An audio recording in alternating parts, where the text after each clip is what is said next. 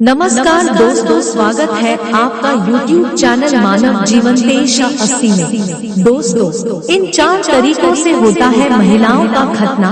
भारत में भी होती है रिवाज के नाम पर ये बेहद। आपने शायद इससे पहले महिलाओं के खतने के बारे में ना सुना हो। ये रिवाज कई महिलाओं की जिंदगी के साथ खिलवाड़ है। महिलाओं के मामलों में ये खतना अलग तरह से होता है। महिलाओं का खतना एक बहुत ही गंभीर विषय है जिसे लेकर आए दिन चर्चा होती रहती है।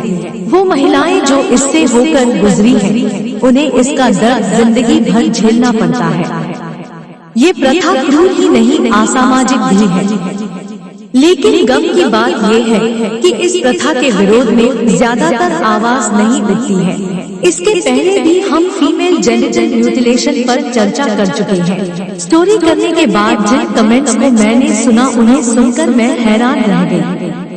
दरअसल कई लोगों को ये लगता है कि खतने का ये रिवाज विदेशी है और भारत में तो ये होता ही नहीं है।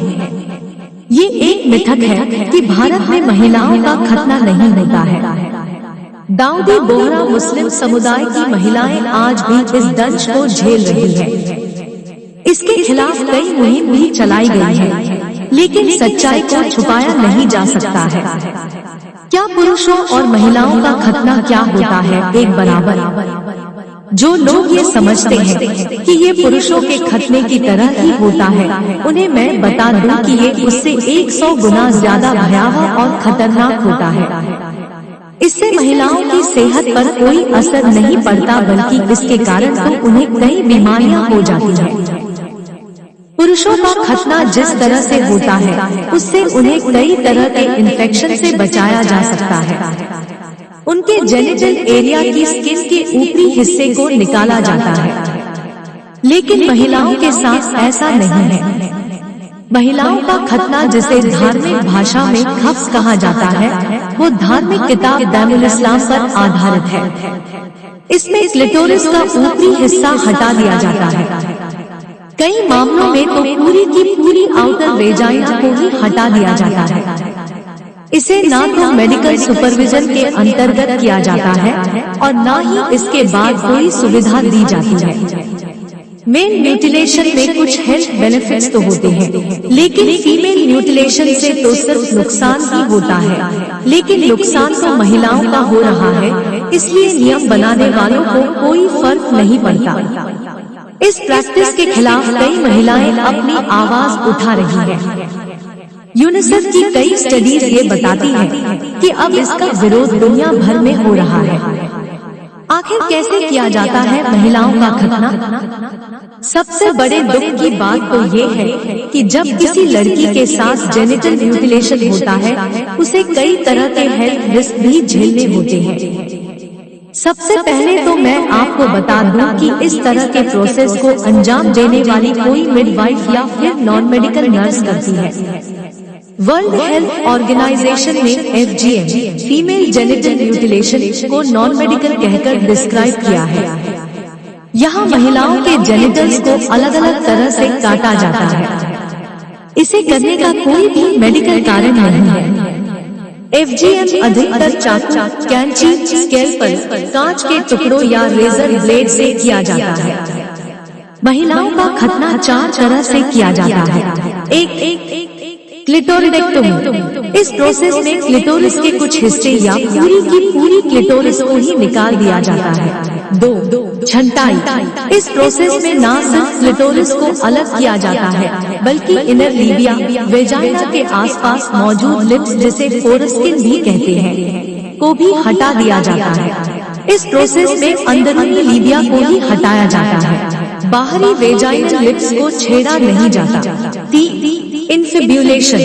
इस प्रोसेस में वेजाइनल ओपनिंग को छोटा किया जाता है। एक सील बनाई जाती है, जिसके लिए स्किन लीबिया को काटकर ही निकाली जाती है। यहाँ वेजाइनल ओपनिंग में टांके लगाए जाते हैं, जिससे बेहद दर्द होता है। इसका एक तरीका ये भी होता है कि पूरा का पूरा एक्सटर्नल जेनेटिलिया ही हटा दिया जाए और वेजाइनल ओपनिंग को सिल दिया जाए। 4 चोटिल करना। इस प्रोसेस में वेजाइनल ओपनिंग या फिर क्लिटोरिस को या तो काटा जाता है या फिर उसमें छेद किया जाता है। कुछ गंभीर मामलों में तो इस हिस्से को जलाया भी जाता है। कुछ जगहों पर इसे छील दिया जाता है।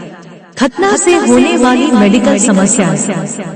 खतना होने के बाद लड़कियों को यूरिन पास करने में भी जिंदगी भर तकलीफ होती है। जिन महिलाओं के साथ इन्फिब्यूलेशन हुआ होता है, उन्हें बच्चा पैदा करने के लिए भी सर्जिकली पहले उस स्किन को वेजाइना से हटवाना पड़ता है।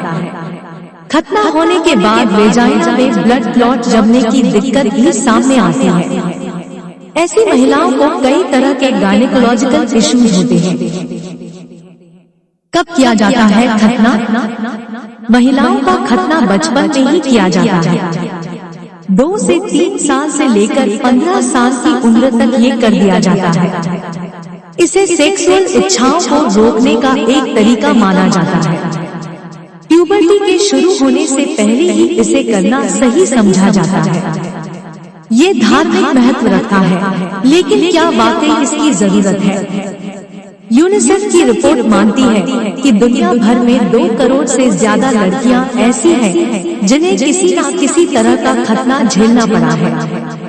हालांकि ये अंतर्राष्ट्रीय स्तर पर मानवाधिकारों के खिलाफ माना जाता है।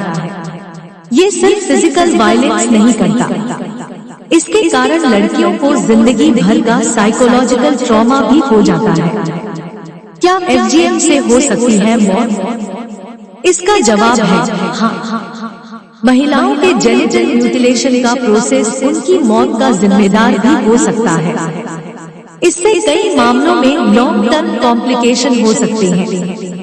यूनिसेफ की रिपोर्ट मानती है कि इसके कारण haemorrhage, shock, infection, HIV transmission, urinary retention और बेहिसाब दर्द हो सकता है। वयस्क होने पर लड़कियां इनफर्टिलिटी से भी जूझ सकती हैं। इसके साथ डिलीवरी के दौरान पोस्टपार्टम हेमरेज भी हो सकता है। डिलीवरी के बाद मौत भी हो सकती है और पैदा हुए बच्चे को भी खतरा हो सकता है। साइकोलॉजिकल समस्याओं की बात करें तो इसके बाद कोई लड़की अपने परिवार पर भरोसा करने से भी कतरा सकती है। उसे जिंदगी भर के लिए एंजाइटी और डिप्रेशन जैसे लक्षण दिख सकते हैं। खतना किस तरह से किया जाता है, उसके बारे में सुनकर शायद आपको बहुत अजीब लग रहा हो।